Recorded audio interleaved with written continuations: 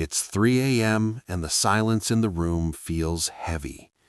If you're watching this, you're likely in the middle of a storm. A breakup isn't just a change in relationship status, it's a neurological and psychological earthquake. It feels like a physical wound because, to your brain, it is. But what if this pain isn't just something to get over? What if it's a doorway?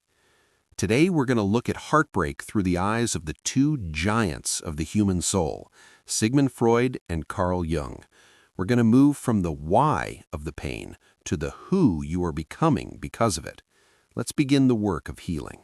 Sigmund Freud, the father of psychoanalysis, looked at heartbreak through a lens he called the work of mourning. In 1917, he wrote a landmark essay titled Mourning and Melancholia. Freud's central idea was that when we love someone, we invest our emotional energy, what he called libido, into them. They become a part of our psychic structure. When they leave, that energy has nowhere to go. It's like a bridge that suddenly ends in midair. Freud wrote, "Mourning is regularly the reaction to the loss of a loved person or to the loss of some abstraction which has taken the place of one, such as one's country, liberty, an ideal, and so on." According to Freud, the work of mourning is the slow, painful process of reality testing. Every memory, every shared habit, every plan for the future must be revisited and detached. This is why you feel exhausted.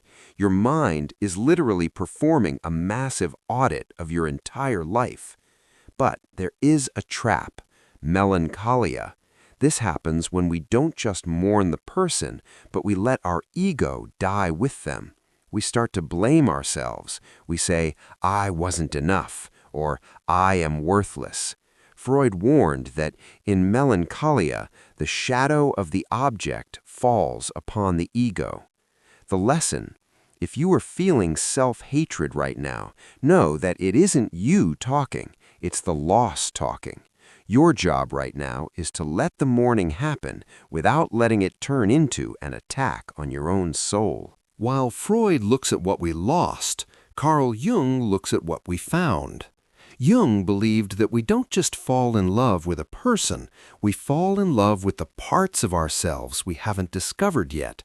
He called this projection. In Jungian psychology, we have an internal other, the anima in men or the animus in women.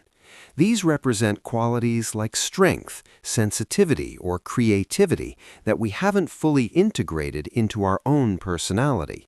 Often, we project these qualities onto a partner. We think they are the adventurous one, or they are the stable one. When the relationship ends, the projection shatters. It feels like you've lost your stability or your adventure. But Jung would say, no, those qualities were always yours. You just saw them in their mirror. Jung famously said, "Everything that irritates us about others can lead us to an understanding of ourselves." The same is true for what we adore. The breakup is a brutal yet necessary withdrawal of projection. You are being forced to take back the golden parts of yourself that you gave to someone else. The lesson? Ask yourself, what did I admire most about them? That quality isn't gone. It's a part of your psyche that is now asking to be developed by you. So, how do we move forward? Jung spoke of a process called individuation, the journey toward becoming your whole, authentic self. A breakup is an alchemical moment. In alchemy, you must first break a substance down into its base elements, the nigredo, or the blackness, before it can be turned into gold. You are currently in the nigredo. There's a concept called enantiodromia, the idea that an extreme force eventually turns into its opposite. The extreme pain you feel is the fuel for an extreme transformation. Jung once said, "I am not what happened to me, I am what I choose to become." This isn't about getting back to your old self. That person is gone. This is about building a new ego that incorporates the lessons of the loss. You are becoming more complex, more resilient, and more individual than you were before the relationship began. Freud shows us that it's okay to grieve, that the work of letting go is slow and requires patience.